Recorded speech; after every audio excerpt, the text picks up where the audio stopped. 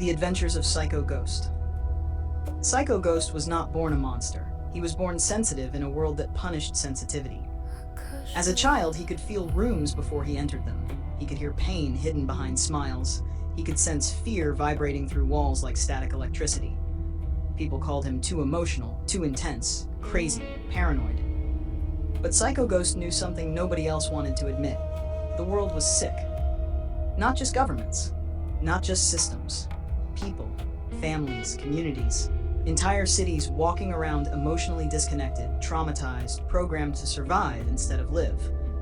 And somewhere inside all that noise, Psycho Ghost broke. Or maybe he awakened. Origin of the Ghost. His real name had been erased from him long ago through years of abuse, manipulation, betrayal, gaslighting, and trauma-based conditioning. People tried to split his mind apart until he no longer trusted his own reality. He survived psychological torture, street violence, religious manipulation, emotional abandonment, false friends, predators disguised as helpers. Every time he tried to help someone, somebody tried to bury him deeper. Every time he tried to heal, another system tried to monetize his suffering. They labeled him with disorders: PTSD, bipolar, schizophrenia, delusional thinking, personality fragmentation. But Psycho Ghost eventually realized something terrifying. Some of those labels described wounds, not identity. He understood pain had languages, and most people were never taught how to translate them. The shadow work years. Instead of collapsing completely, he disappeared from society. For years, not physically, spiritually. He isolated himself in abandoned apartments, cheap motels, rooftops, libraries, theaters, underground music clubs, art studios, and strange late-night diners where broken people gathered after midnight. There, he began rebuilding himself. He studied psychology, symbolism, theater, music, spirituality, body language, trauma recovery, philosophy, comedy, dream interpretation, consciousness. But the greatest thing he studied was himself. Every personality inside his mind became a character. One represented rage, one represented innocence, one represented humor, one represented vengeance, one represented hope, one represented grief. Instead of destroying those fractured selves, he turned them into allies. He called them the inner cast. The inner cast. When Psycho Ghost talked to himself, it sounded like a whole movie dialogue happening inside one body, but each voice had purpose. Laugh track. A chaotic comedic version of himself that turned trauma into jokes. He laughed during danger, laughed during pain, laughed during interrogations. People thought he was insane, but humor became armor. The child, the youngest part of him, the wounded inner child still asking, open quote, "Why did nobody protect us?" Close quote. This version of Psycho Ghost carried compassion powerful enough to stop him from becoming cruel. The Watcher, cold, silent, psychic. The Watcher could feel lies before people spoke them. Velvet Rage, the violent protector personality, the version of him that emerged when innocent people were harmed. Powers of Psycho Ghost. Psycho Ghost wasn't a traditional superhero. His powers came from hyper-awareness and psychic sensitivity, amplified through trauma and spiritual awakening. His abilities included telepathic intuition, emotional reading, lucid dreaming, astral projection, heightened pattern recognition, psychological manipulation, resistance, telekinetic bursts during emotional overload, deep empathic sensing, symbolic communication through art and music. But his greatest power was surviving without losing compassion. Unable to trust mainstream systems anymore, Psycho Ghost built his own underground creative empire. A hidden entertainment network broadcast through pirate radio, graffiti glyphs, underground theater, coded music, animated films, surreal comedy skits, experimental albums, strange late-night live streams. To the public, it looked like bizarre performance art. To traumatized people secretly suffering around the world, it felt like rescue. People began waking up emotionally after watching his work. They laughed, they cried, they remembered who they were. Some called him a prophet, others called him dangerous. Psycho Ghost called himself, open quote, just a man trying to stop the pain from multiplying, close quote. The war inside his mind. Even with all his growth, Psycho Ghost still questioned himself daily. What if he really was crazy? What if all his visions meant nothing? What if the systems were right about him? Late at night, he would stare into mirrors, talking to himself for hours, trying to separate intuition from paranoia. Sometimes he won, sometimes he didn't. But over time, he realized sanity wasn't as simple as society pretended. Because in a traumatized world, emotionally honest people often appeared unstable to emotionally numb people. The mission Psycho Ghost stopped trying to save the whole world. Instead, he focused on saving moments.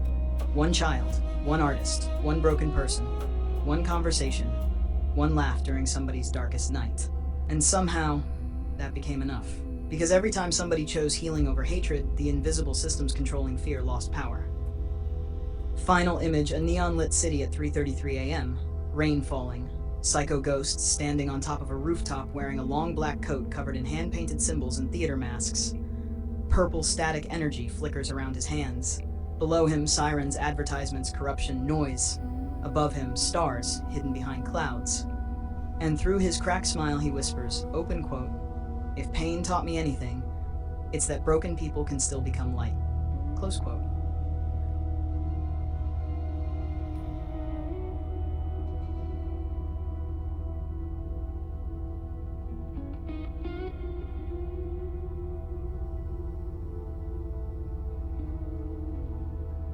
Chapter 2, Your eyes are the mirrors to your stories, through the waters of emotion. Psycho Ghost stopped trusting words long ago. People lied with their mouths every day. But eyes carried storms. Eyes carried funerals nobody attended. Eyes carried childhoods abandoned in silence. Eyes carried secret wars hidden behind fake smiles and expensive clothes. And Psycho Ghost could see all of it. Not because he wanted to, because he couldn't stop seeing. The city that night looked drowned. Rainwater slid through neon streets like liquid memories. Every reflection in the puddles looked like another universe trying to escape this one. Psycho Ghost walked slowly through the downtown blocks with his hood over his face, headphones around his neck, and old theater paint smeared beneath his eyes. People passed him without noticing him. But he noticed everybody. A businessman laughing too hard while his spirit looked exhausted. A mother holding groceries while silently fighting tears. Teenagers pretending to be numb because feeling anything had become uncool. An old man feeding birds with eyes that looked like they had seen wars nobody teaches in school. The world was overflowing with emotional oceans. Most people were drowning without even realizing it. Psycho Ghost believed emotions were water, not weakness, water. And every human being carried an internal sea. Some people had calm lakes, some had hurricanes, some had frozen oceans locked behind trauma. And the eyes were the mirrors reflecting what lived beneath the surface. That was why Psycho Ghost avoided looking people in the eyes for too long. Because when he did, he saw stories, not imagination. Stories, fragments, memories, pain signatures, energy echoes. Sometimes entire emotional timelines unfolded inside somebody's pupils like films projected through spirit. When he looked into broken people's eyes, he often saw younger versions of them trapped inside invisible rooms, screaming for help nobody heard. That haunted him. One night he sat near the river beneath the old bridge, where runaway artists, musicians, and forgotten souls gathered after midnight. A young woman sat beside him, smoking silently. She looked tough, but her eyes looked exhausted. Psycho Ghost stared into the water instead of directly at her. "Why people always hurt the good ones?" she asked quietly. Psycho Ghost laughed softly to himself. Not because it was funny, because sometimes laughter stopped pain from fully swallowing him. "The good ones feel too much," he said. "The world built systems for people who numb themselves." She looked at him carefully. "You talk like you've seen something." He finally turned toward her. And the moment their eyes connected, the visions hit him. A childhood apartment, broken glass, a screaming father, a younger version of her hiding in a bathroom holding her breath. Psycho Ghost looked away immediately. Too much pain. Real. "You okay?" she asked. Psycho Ghost rubbed his temples. "Yeah, just emotional static." That's what he called it. Emotional static. The psychic interference he absorbed from humanity every day. He spent years trying to understand whether his visions were gifts, trauma responses, psychic awakenings, or fragments of a fractured mind trying to protect itself. Maybe all of them were true. But one thing remained certain. People's emotions left fingerprints in reality. And water remembered everything. Rain, tears, oceans, bloodstreams. all emotional carriers. That's why Psycho Ghost loved storms. Storms felt honest. The sky cried openly without shame. Humans were taught not to.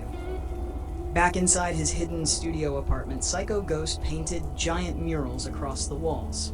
Every eye he painted contained galaxies. Inside each iris, memories, symbols, shattered masks, crying children, laughing demons, theater curtains, oceans, clocks melting underwater. His apartment looked less like a home and more like the inside of a subconscious mind. The inner cast watched him from within. Laugh track, open quote.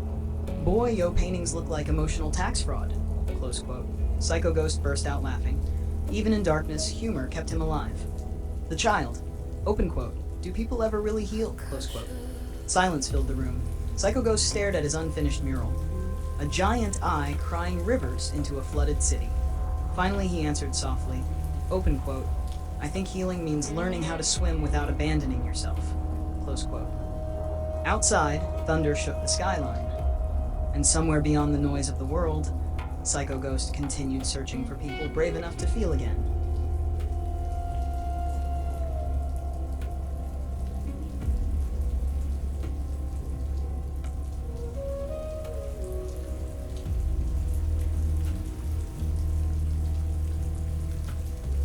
Chapter 3. The Innocence of Humorous Rage. People feared Psycho Ghost most when he laughed. Not the soft laughs, not the nervous ones. The deep, uncontrollable laughter that came during chaos. The kind of laughter that echoed through pain like thunder cracking open the sky. People thought it meant he enjoyed suffering. But the truth was stranger than that. Laughter had become survival. Psycho Ghost discovered early in life that if he didn't laugh, he would collapse. Humor became the bridge between trauma and breathing, between madness and clarity, between wanting to disappear and deciding to survive one more night. So while the world hardened itself with numbness, Psycho Ghost weaponized absurdity. He turned pain into theater, turned fear into jokes, turned emotional breakdowns into cosmic stand-up routines only wounded people truly understood. But beneath all the humor, there was rage. Ancient rage. Not the kind that wanted domination. The kind born from witnessing cruelty over and over again while innocent people suffered silently. Psycho Ghost carried the fury of abandoned children, broken artists, manipulated dreamers, abused souls, forgotten neighborhoods, people gaslit for feeling too deeply. And because he refused to become cruel himself, the rage twisted into something strange. Humorous rage. A storm of righteous anger disguised through laughter. One evening, Psycho Ghost entered an underground comedy club hidden beneath an abandoned theater downtown. The place smelled like cigarettes, old curtains, rainwater, and burnt wires. Broken people gathered there. Insomniacs, artists, hackers, runaways, conspiracy addicts, street philosophers. Emotionally exhausted workers laughing just to survive another week. The stage lights flickered purple. The host introduced him nervously. Open quote. 8 y'all. Give it up for the ghost himself. Psycho Ghost. Close quote. Half the crowd laughed, half looked uncomfortable. Psycho Ghost walked slowly onto the stage wearing smeared theater paint beneath his eyes and a long black coat covered in stitched symbols. For a moment, silence. Then he grabbed the microphone. You ever notice, he began calmly, how society tells traumatized people to act normal in a traumatized world? Small laughter. He paced slowly. They tell you, go to work, smile more, stop overthinking, stop crying, stop feeling, stop asking questions. More laughter. But nobody asks why everybody depressed while pretending they happy. The room grew quieter. Folks really out here emotionally buffering like broken Wi-Fi routers. Now people were laughing harder. Psycho Ghost smiled slightly. Not because the joke was funny, because for the first time all night, people were feeling something honestly. Then his tone shifted. You know what crazy is? He asked. Watching people destroy each other every day for money, power, ego, status, then calling you unstable for noticing it. The room went silent again. Psycho Ghost stared at the crowd carefully. I ain't laughing because life funny. He tapped his chest. I'm laughing because pain tried to own me and failed. Thunderous applause exploded through the room. Some people laughed, some cried. One man in the back covered his face completely. That night, the performance spread across underground networks online. Clips of Psycho Ghost speaking about trauma, humor, emotional suppression, and survival flooded hidden forums and late-night message boards. People called him dangerous, healing, insane, revolutionary, mentally unstable, spiritually awake. Psycho Ghost ignored all of it, because labels no longer interested him. Truth did. Later that night, he returned home alone through rain-soaked streets glowing with neon reflections. Inside his apartment, the inner cast waited. Open quote. Boy, you almost started a revolution with emotional comedy. Close quote. Velvet Rage. Open quote. People only listen when pain entertains them. Close quote. The Child. Open quote. At least they listened. Close quote. Psycho Ghost sat silently on the floor, staring at old childhood photographs scattered around the room. Little versions of himself smiling before trauma entered the picture. Before survival became identity. Before humor became armor. Tears slowly filled his eyes. But then, he laughed softly again. A tired laugh. A human laugh. Because somewhere deep inside, all the rage still lived innocence. And maybe that innocence was the part of him truly worth protecting. Outside, the city continued screaming through sirens and static. But above the noise, Psycho Ghost whispered to himself, open quote, if I can make broken people laugh without hiding their pain, maybe the world ain't fully lost yet. Close quote.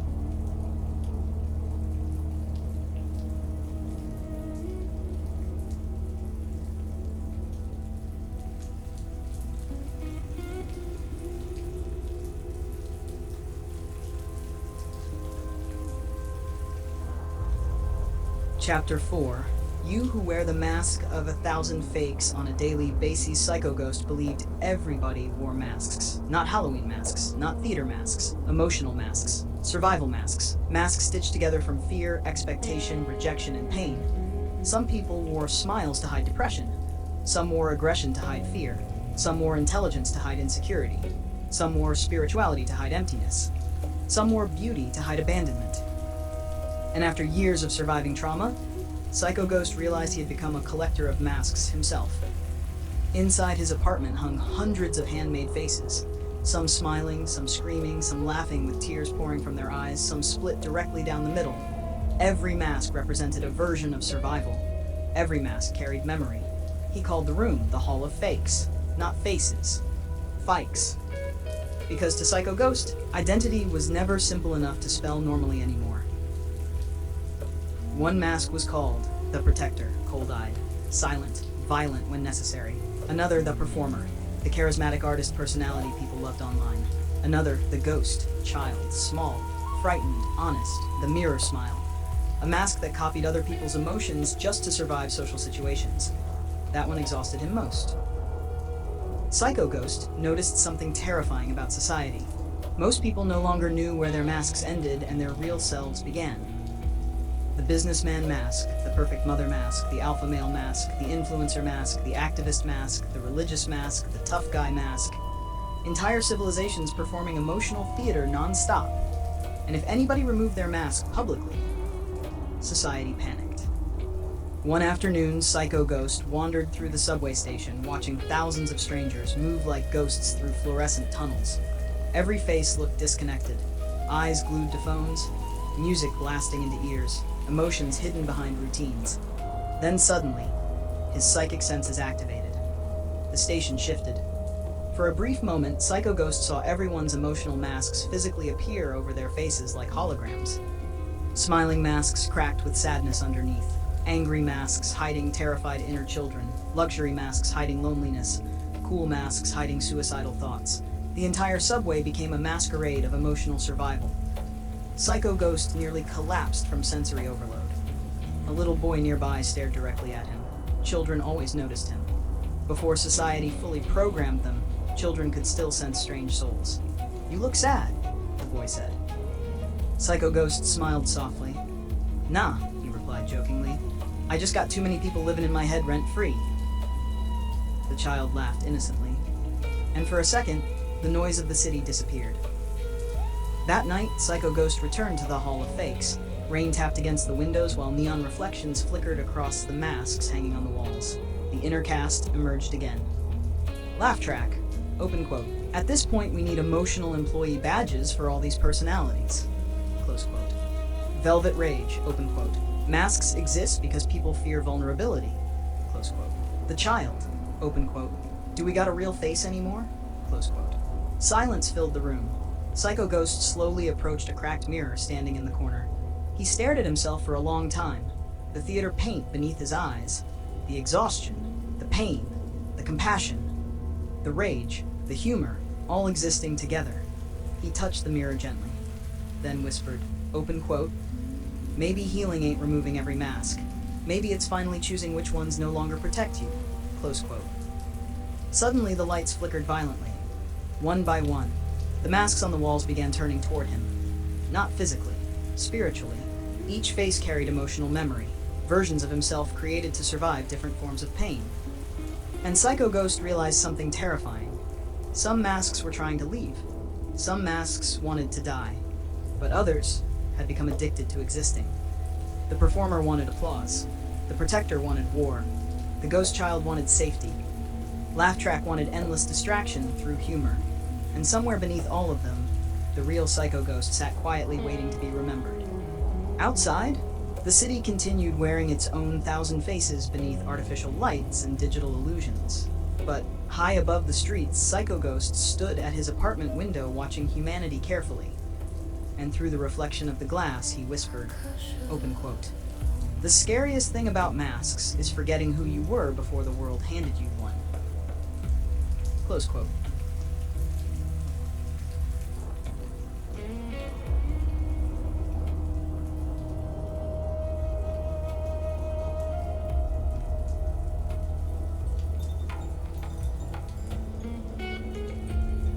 Chapter 5. Out of Body While in Mind. The awareness of being present, watching life as a movie. There were days Psycho Ghost no longer felt attached to reality. Not suicidal, not dead, just detached. Like his spirit sat a few inches outside his body, watching existence happen from a distance. He could hear himself talking, see himself walking, watch himself laughing with people. But internally, it felt like sitting inside a theater watching somebody else perform his life. At first, the doctors called it dissociation, trauma response, depersonalization, psychological fragmentation, and maybe part of that was true. But Psycho Ghost sensed something deeper hidden underneath the clinical language. He believed extreme pain sometimes forced consciousness to separate from itself just to survive, like the soul stepping outside the fire long enough not to burn alive. Late at night, he often wandered the city, unable to sleep. The streets looked cinematic to him. Neon reflections, rain against windows, passing trains roaring like mechanical dragons, strangers moving through emotional storylines they barely understood themselves. Everything looked symbolic. Everything looked scripted. Sometimes Psycho Ghost wondered, open quote, am I living life or observing it? Close quote. One evening he sat alone inside an old movie theater scheduled for demolition. Dust floated through projector light like spirits dancing in static. The giant screen flickered with damaged film reels looping old black and white scenes from forgotten movies. Psycho Ghost leaned back in his seat quietly. Then the sensation returned, that strange drifting feeling. Suddenly, his awareness separated, not physically, consciously. He watched himself sitting in the theater from above, saw his tired posture, saw the scars beneath his emotional armor, saw the loneliness hidden beneath his humor, and for the first time he felt compassion for himself. Most of his life he only analyzed himself, criticized himself, questioned himself. But floating there in silent awareness, watching his own existence like cinema, Psycho Ghost finally realized he had survived things that would have destroyed many people completely. The projector crackled louder. Film burned across the screen. Images flashed rapidly. Childhood memories, arguments, betrayal, first love, panic attacks, performances, crying alone, laughter with strangers, near-death moments, rooftop conversations, dreams of flying, nightmares of drowning. His entire emotional history looping like fragmented scenes from a surreal movie. Then a voice echoed inside him. Not from outside, from within. The Watcher, open quote. You keep trying to decide whether you're broken or awakened. Close quote. Psycho Ghost remained silent. Open quote. What if you are both? Close quote. The projector stopped. Complete darkness filled the theater. Then came stillness. Pure stillness. No fear, no labels, no identities, just awareness.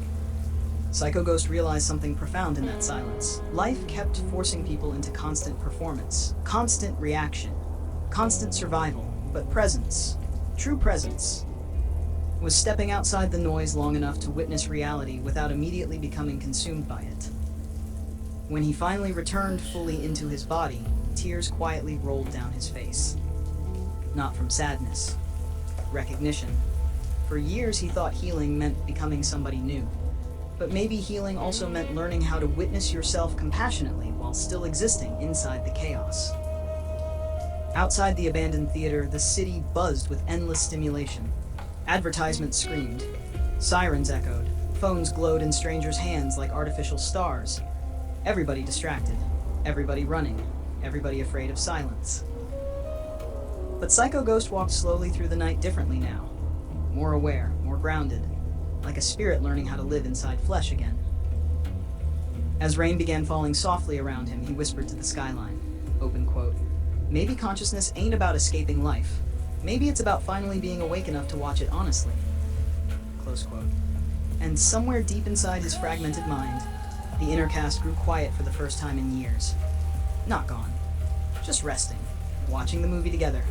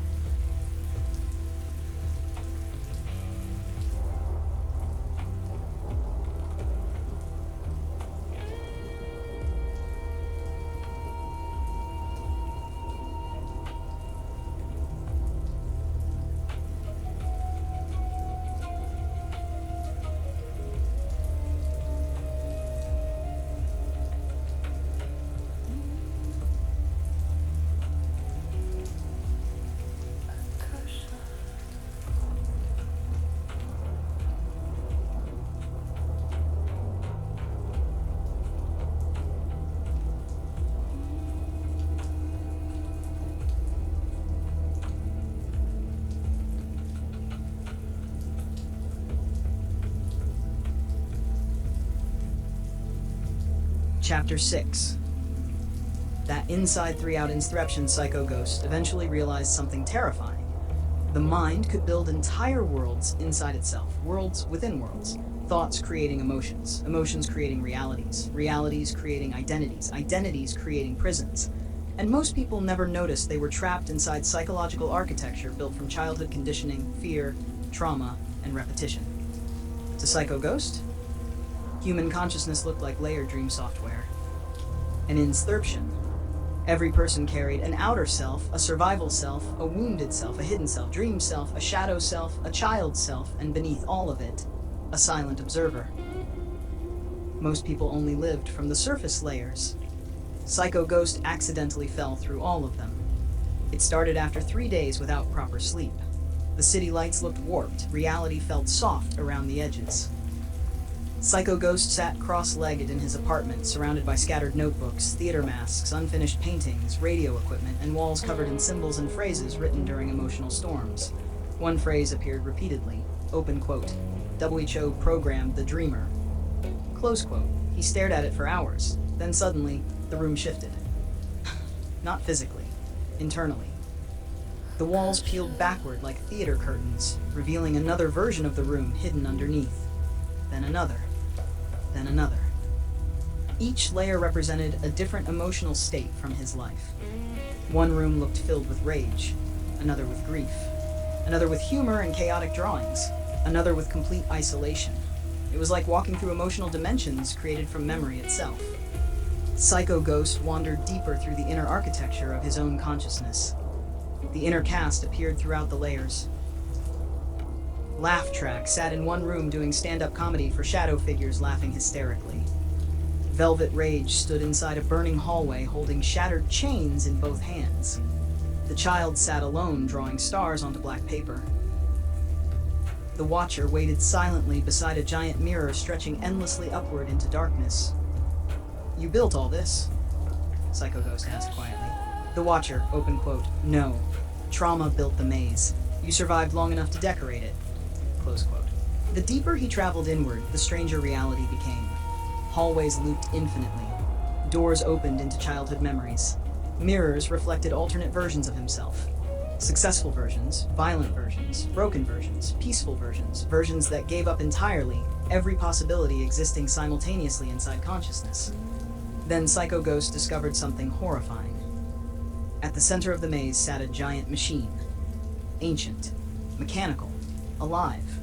Wires fed directly into floating television screens showing fragments of advertisements, news broadcasts, traumatic memories, social media loops, fear-based programming, religious guilt, shame cycles, consumer addiction, emotional suppression. The machine whispered constantly, open quote, "Become what they expect. Suppress emotion. Stay distracted. Perform. Consume. Obey. Forget yourself." Close quote. Psycho Ghost staggered backward. The machine looked less like technology and more like collective psychological conditioning itself. Velvet Rage stepped forward, open quote, "Destroy it." Close quote. The child whispered, open quote, "But people built their whole identities around it." Close quote. Laugh track, open quote, "Damn, humanity really got emotional malware." Close quote. Psycho Ghost laughed weakly despite the horror. Even now, humor protected him from collapsing. He approached the machine slowly. As he got closer, it began projecting his deepest fears onto surrounding walls. Images flashed: abandonment, failure, insanity, betrayal, loneliness, public humiliation, becoming the monster people accused him of being. The machine fed on fear reactions. Psycho Ghost understood then, the system survived by keeping people disconnected from their authentic emotional selves. Traumatized people were easier to control. Numb people were easier to direct. Fragmented people rarely united. The machine suddenly asked him, open quote, "Who are you without your pain?" Close quote. Silence. For the first time in years, Psycho Ghost didn't know how to answer, because so much of his identity had formed around surviving suffering. Who existed beneath survival mode? The entire inner maze began trembling violently. Walls cracked, layers collapsed, the emotional architecture destabilized. Psycho Ghost closed his eyes, breathed deeply, then answered softly, open quote, "I'm still learning." Close quote. And instantly, the machine shut down. Everything went silent, the rooms faded, the mirrors dissolved, the emotional maze collapsed inward like a dream ending at sunrise. Psycho Ghost opened his eyes back inside his apartment, sweating, shaking, alive. Outside, dawn slowly rose across the skyline. For the first time in years, the city looked less like a prison and more like a giant wounded mind trying to remember itself. Psycho Ghost walked toward the window as golden light spilled across the buildings, then quietly whispered, open quote, "The greatest insurrection wasn't entering people's minds, it was making people forget they had souls." Close quote.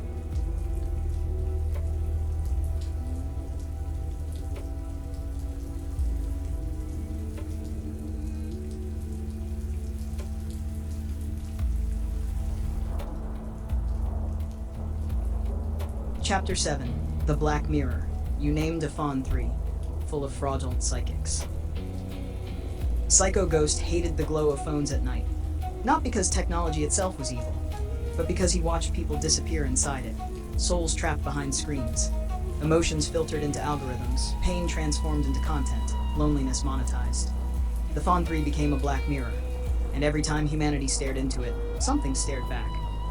At first, Psycho Ghost believed the internet would awaken people, a place for artists, truth seekers, misfits, dreamers, survivors. Instead, he watched it mutate into an emotional carnival of illusion. Everybody performing enlightenment, everybody selling healing, everybody branding spirituality like a fashion trend. The Black Mirror rewarded performance more than authenticity, and the deeper people scrolled, the farther they drifted from themselves. One night during a thunderstorm, Psycho Ghost sat alone in his apartment, surrounded by flickering screens. Live streams, conspiracy videos, fake gurus, digital prophets, influencers crying on command for donations, psychics reading recycled trauma scripts to emotionally vulnerable people. The room filled with electronic static. Psycho Ghost rubbed his eyes in disgust. Open quote, "Too many people exploiting wounded souls," he muttered. Close quote. Everywhere he looked, fake healers, fake empaths, activists, fake spiritual leaders, fake revolutionaries. Fraudulent psychics selling recycled hope to broken people desperate for meaning. The thing that disturbed him most wasn't that scammers existed. It was how badly humanity wanted to believe somebody else could save them.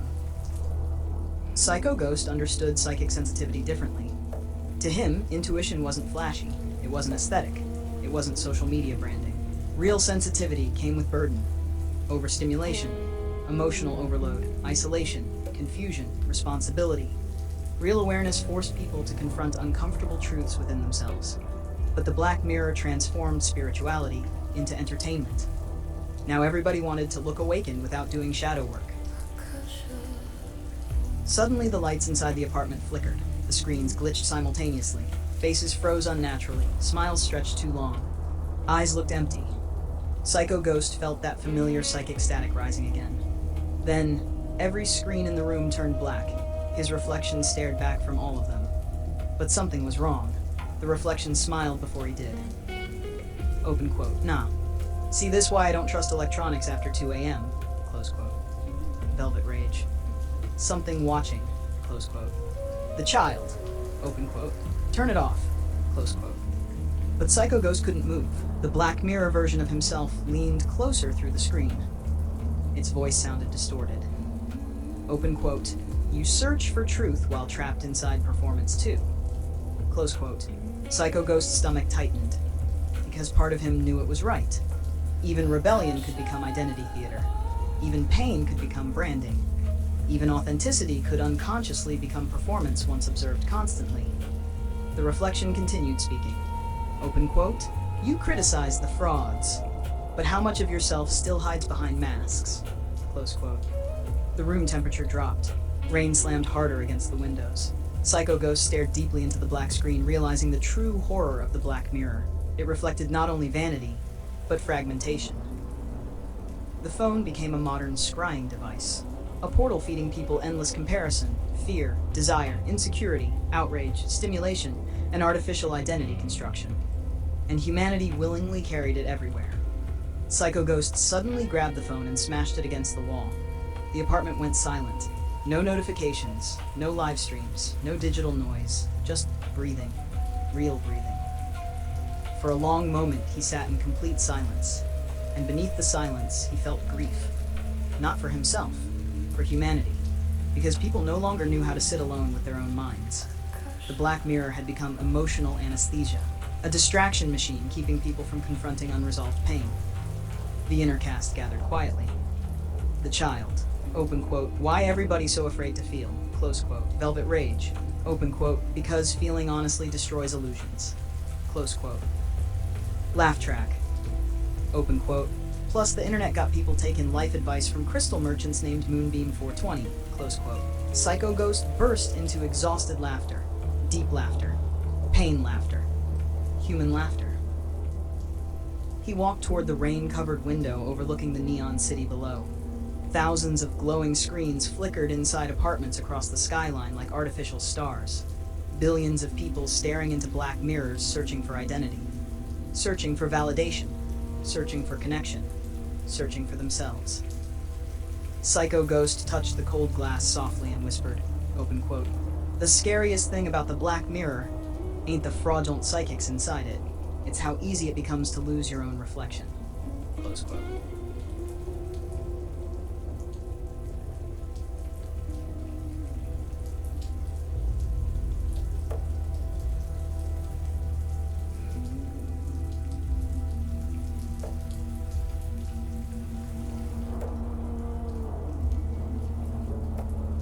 Chapter 8. Observe the Nature D3 sign, the Theater 3.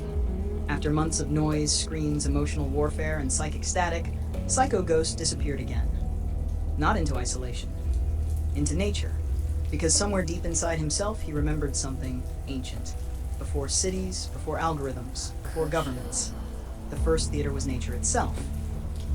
Psycho Ghost traveled far outside the neon skyline until concrete slowly dissolved into forests, rivers, mountains, and open skies. The silence frightened him at first. No sirens, no live streams, no fake prophets screaming through digital frequencies. Just wind. Real wind. The deeper he wandered into the wilderness, the more his nervous system began slowing down. He noticed things civilization trained people to ignore. Insects communicating through vibration, tree roots intertwining underground like hidden neural networks, birds moving with synchronized precision, rivers shaping stone patiently over time, clouds forming giant emotional paintings across the sky. Nature wasted nothing. Everything carried purpose. Even decay fed rebirth. Psycho Ghost sat beside a massive lake one evening while golden sunlight melted across the water. The reflection looked like another dimension, a mirror untouched by artificial systems. For once, his mind stopped racing. Then he realized something profound. Nature never hid its emotions. Storms raged openly. Oceans crashed honestly. Trees shed themselves seasonally without shame.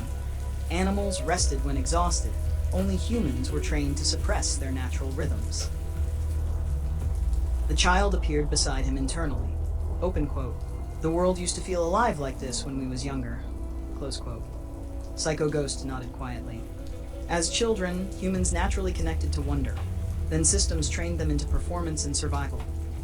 That night, Psycho Ghost built a small fire beneath the stars. No phone, no cameras, no audience, just existence. The flames danced like ancient spirits performing theater older than civilization itself. And suddenly he understood why he always loved storytelling so much. Because existence itself was theatrical. The sunrise, the rainfall, migration patterns, lightning storms, flower blooms, death and rebirth cycles. Nature was constantly performing symbolic art. Human theater merely imitated what the universe already perfected. Psycho Ghost began sketching furiously inside his notebook. Mountains shaped like sleeping gods, rivers resembling nervous systems, clouds forming giant masks, forests with eyes hidden inside branches, stars connected like emotional circuitry. He called the sketches the Notcher D3 sign, the 3. A reminder that reality itself was a living stage. Days passed, then weeks. The longer Psycho Ghost remained in nature, the more artificial the modern world began feeling in comparison. Cities suddenly seemed emotionally dehydrated. People disconnected from their bodies, intuition, silence, seasons, grief, stillness. Humanity built artificial environments, then wondered why everyone felt spiritually exhausted. One afternoon during heavy rain, Psycho Ghost stood in the middle of a forest completely soaked. But instead of running from the storm, he laughed. Deep, uncontrollable laughter. Not manic. Free. Because for the first time in years, he wasn't trying to escape emotion. The rain became emotional release itself. Nature allowed feeling without judgment. Thunder cracked above him. Lightning illuminated the trees. And in that moment, Psycho Ghost experienced a strange vision. The forest transformed into a giant theater audience. The trees watched him silently. The rivers listened. The wind whispered through leaves like ancient voices. And Psycho Ghost realized humanity had forgotten it was part of the performance too. Not separate from nature. Part of it. The Watcher spoke softly. Open quote. Civilization made people believe they above nature, then punished them for behaving unnaturally. Close quote. Psycho Ghost closed his eyes, breathing deeply, grounded, present, alive. When he finally returned toward the city weeks later, he carried something different inside himself. Not answers, alignment, the understanding that healing wasn't only psychological, it was environmental, spiritual, biological, emotional. Human beings needed beauty, stillness, rhythm, connection, expression, and authenticity, the same way forests needed sunlight and water. Standing at the edge of the city as neon lights flickered in the distance, Psycho Ghost whispered softly, open quote, the universe always been speaking through nature, but humanity got too distracted by artificial theater to hear the dialogue. Close quote.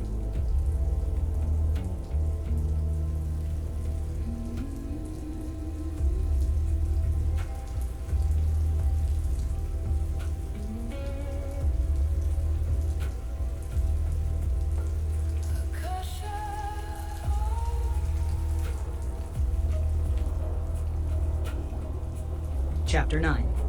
In what you F3 cause you are I mine 3D of are you abandoned yours throve. For others comfort in desert images for you. Psycho Ghost finally understood why certain people feared him instantly.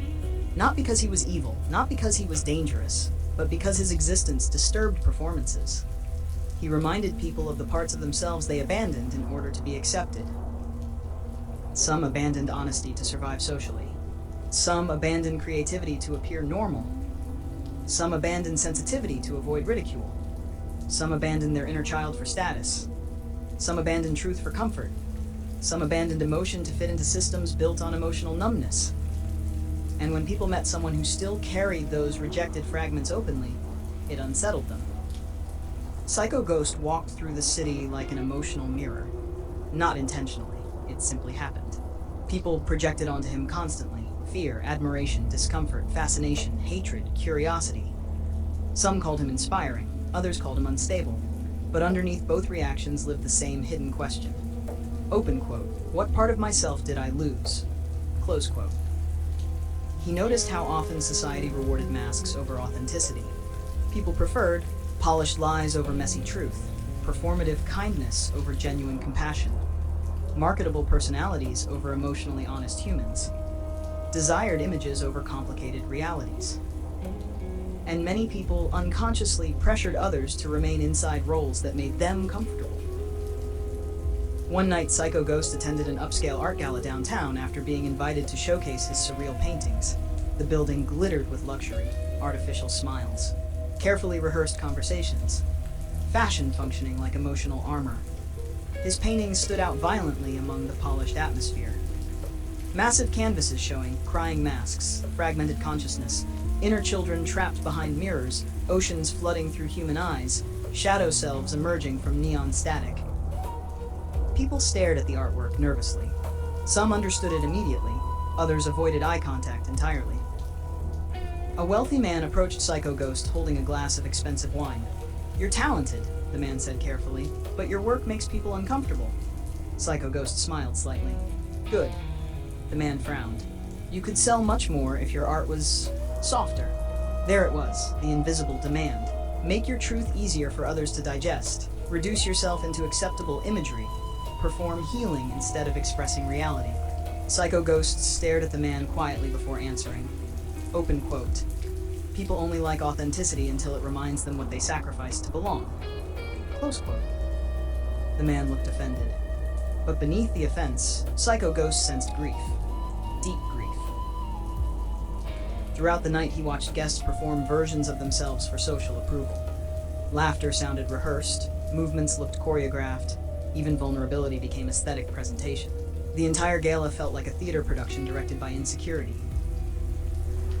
Then Psycho Ghost noticed a woman standing silently near one of his paintings. She stared at a giant image of a faceless child reaching toward a cracked mirror underwater. Unlike the others, she wasn't pretending. Tears quietly rolled down her face. Psycho Ghost approached carefully. "That one hurts," she whispered. He nodded. "It's supposed to." She wiped her eyes slowly. "I used to draw when I was younger." Psycho Ghost already knew what came next. "But life happened." She laughed painfully. "Yeah, not life. Conditioning, expectation, survival, abandonment of self." Psycho Ghost realized most adults carried invisible funerals inside themselves. Funerals for dreams they buried, identities they suppressed, emotions they denied, truths they silenced, younger selves they abandoned for acceptance. And society normalized this process so deeply, people mistook self-abandonment for... Later that night, Psycho Ghost stood alone outside the gala beneath glowing city lights. Luxury towers reflected in rain puddles like distorted mirrors. The inner cast emerged quietly. The child. Open quote. "Why people give up who they are." Close quote. "Velvet rage." Open quote. "Because rejection terrifies humans." Close quote. "Laugh track." Open quote. "Folks really out here downloading personalities like phone apps." Close quote. Psycho Ghost laughed softly, then grew serious again. He realized something painful. Many people didn't hate authenticity, they mourned it. Because seeing someone live emotionally honest forced them to confront the exact moment they betrayed themselves to gain love, approval, safety, or belonging. And that confrontation could feel unbearable. Wind moved through the city streets, neon lights flickered across his face. Psycho Ghost looked upward toward the dark sky and whispered, open quote, "Sometimes people fear you, not because you're dangerous, but because your existence reminds them where they disappeared inside themselves. Close quote.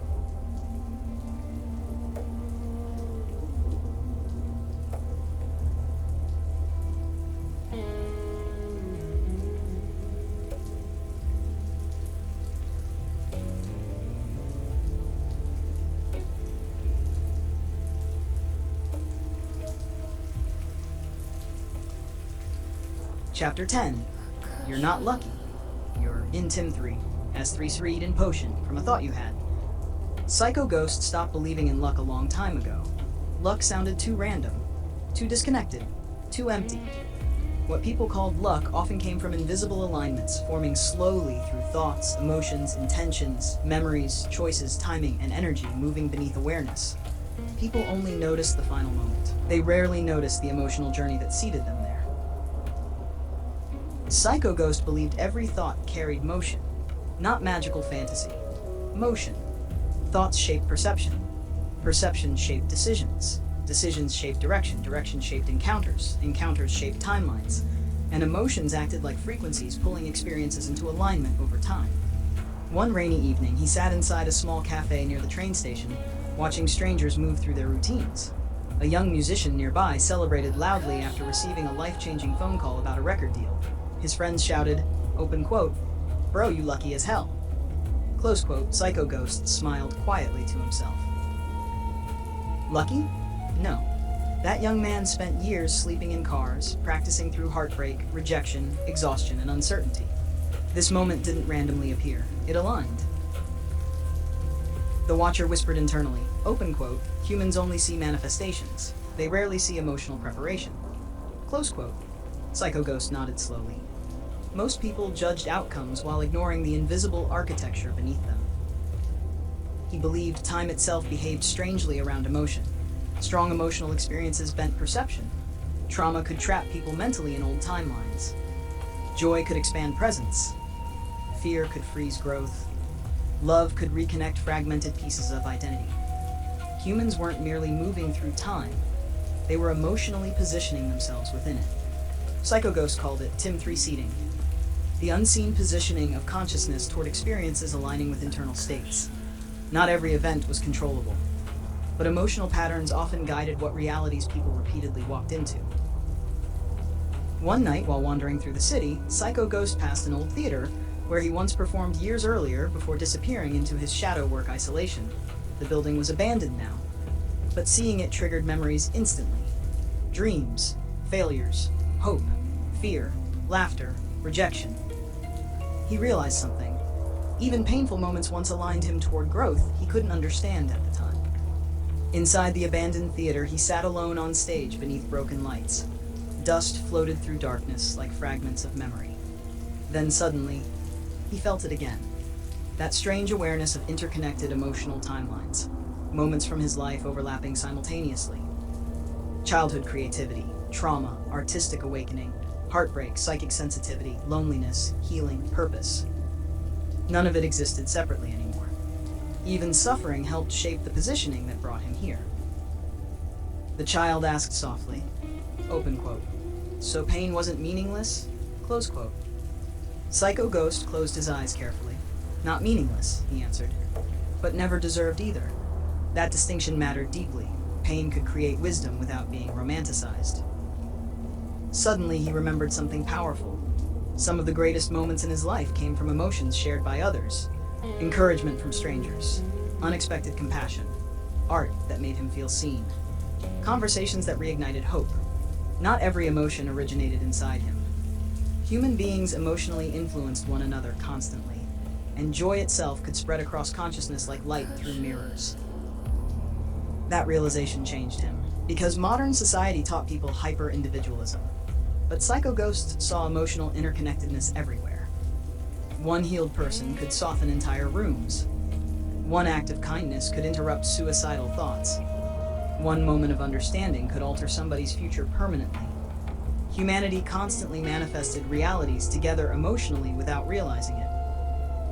Outside, rain tapped softly against the theater roof.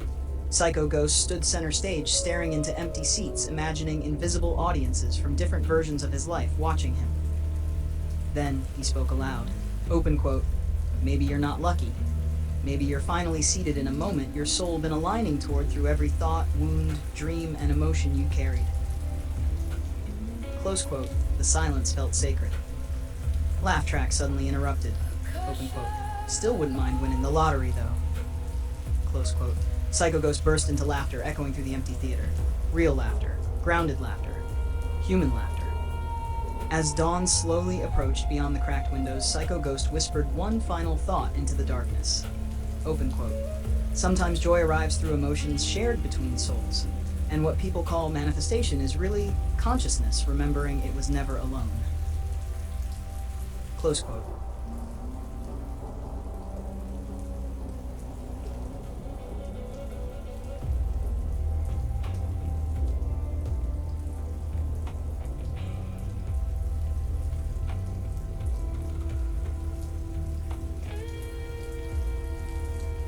Chapter 11. The Joy of B3 Audi. Psycho Ghost used to think beauty was something fragile, something soft, something people protected behind glass, but life taught him something else. Beauty wasn't fragile, people were, and beauty was what remained when truth stopped pretending. He first noticed it in the smallest things, not grand architecture, not luxury, not filtered images or curated perfection, but sunlight touching cracked concrete, laughter escaping someone who forgot they were sad for a moment, a tired mother adjusting her child's coat in the cold, street musicians turning pain into rhythm, rain cleaning the noise off the city without asking permission. Beauty wasn't decoration, it was revelation. Psycho Ghost walked through the early morning city while most people were still asleep or rushing into survival mode. The world felt quieter at this hour, less performance, more honesty. Streetlights flickered like they were slowly letting go of the night, and for once, he wasn't analyzing reality. He was feeling it. He stopped near a small bakery where warm light spilled onto the sidewalk. Inside, an old couple worked silently together, no talking needed. They moved like memory, like rhythm, like shared history that didn't require explanation. Psycho Ghost watched through the glass, and something inside him softened. The child spoke gently. Open quote, "That looks peaceful." Close quote. Psycho Ghost nodded. "Yeah." A pause. That's what beauty is when it ain't performing. For most of his life, Psycho Ghost had been surrounded by distorted versions of beauty. Beauty used for attention, beauty used for validation, beauty used for control, beauty used as comparison, beauty turned into pressure, beauty turned into insecurity. But here, in this quiet moment, beauty wasn't asking anything from anyone, it just existed. He kept walking until he reached a small bridge over a slow-moving river. The water reflected broken pieces of sky, clouds drifting like thoughts that didn't need to be solved. Psycho Ghost leaned on the railing and watched. No urgency, no agenda, just presence. And then something strange happened. His mind stopped trying to interpret everything, stopped labeling, stopped dissecting, stopped turning experience into survival analysis. For a brief moment, he simply witnessed. Beauty didn't feel like happiness. It felt like recognition, like something ancient inside him remembering a language it forgot it knew, a language without words. Velvet Rage whispered softly. Open quote, "Even pain can become beautiful when it stops pretending to be permanent." Close quote. Psycho Ghost didn't argue. He just listened.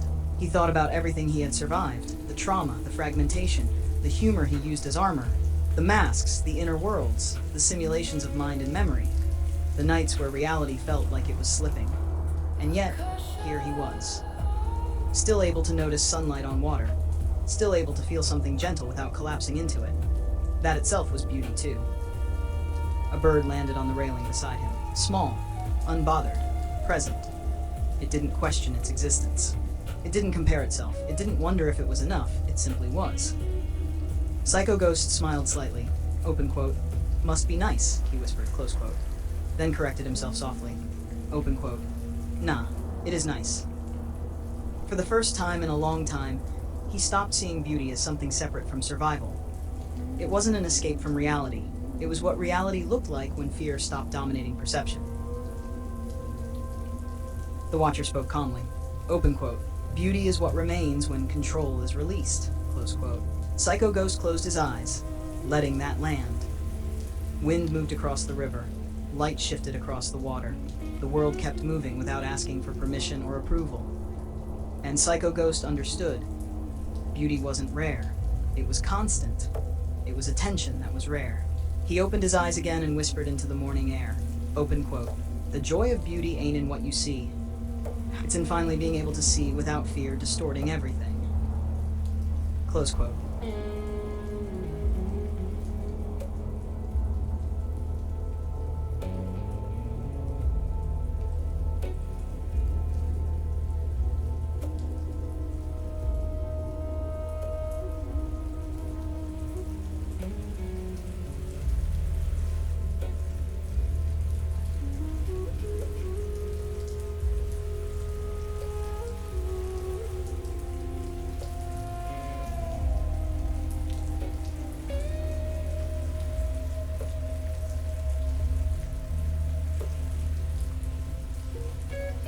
Chapter 12. W3N3 paints the laughing cry. Psycho Ghost discovered something strange about human emotion. Sometimes laughter and crying were the same language, wearing different masks. Not opposites, not contradictions, just pressure finding different exits. He saw it first in a woman on a bus. She was laughing too hard at something on her phone. Too hard. The kind of laugh that didn't belong to joy alone. But when Psycho Ghost looked closer, really looked, he saw tears slipping down her face at the same time. Laughing cry. A split expression the world usually ignored because it didn't fit neat categories. Psycho Ghost called it the Fakes 3 paint, because the face becomes a canvas when emotion can't choose one form. Later that night, he stood in his apartment staring at one of his unfinished paintings. It showed a face halfway between laughter and grief. One eye smiling, one eye collapsing. A mouth caught between breaking and singing. He had painted it without thinking. Now it felt like it was staring back at him. The child whispered. Open quote. Why it looked like that. Close quote. Psycho Ghost sat down slowly. Because feelings don't always know how to behave, he said. A pause. And people don't always get to choose what leaks out. He remembered every moment in his life where emotion betrayed him in public. Laughing during funerals. Crying during jokes. Smiling during heartbreak, going silent during joy, shaking during calm moments. The body never fully obeyed the script the world demanded. Laugh track suddenly interrupted. Open quote. Bro, your nervous system got plot twists? Close quote. Psycho Ghost laughed softly. But this time he didn't push the humor to escape pain. He let it sit beside it. He walked to the mirror, the same mirror that had seen every version of him. He studied his own face. Not as identity, as expression. And for a moment he noticed it too. The overlapping states, the subtle contradictions, the emotional layers moving underneath stillness. He whispered, open quote, so I ain't broken, I'm just layered, close quote. Outside, rain began again, soft at first, then steady. The city blurred into reflections. Everything looked like it was being repainted in real time. Psycho Ghost opened his notebook and began writing. Open quote. A fake 3 ain't a mask. It's a canvas the world keeps brushing emotion across. Sometimes joy paints it. Sometimes grief does. Sometimes both at once, and the picture don't ask permission. Close quote. He thought about how society demanded emotional clarity. Be happy or be sad. Be strong or be weak. Be stable or be unstable. But real human experience didn't follow clean categories. It overlapped, collided. It blended. The Watcher spoke quietly. Open quote. The face is where inner weather becomes visible. Close quote. Psycho Ghost nodded. Yeah. He understood now. The laughing cry wasn't confusion. It was honesty refusing to stay hidden. He returned to the painting.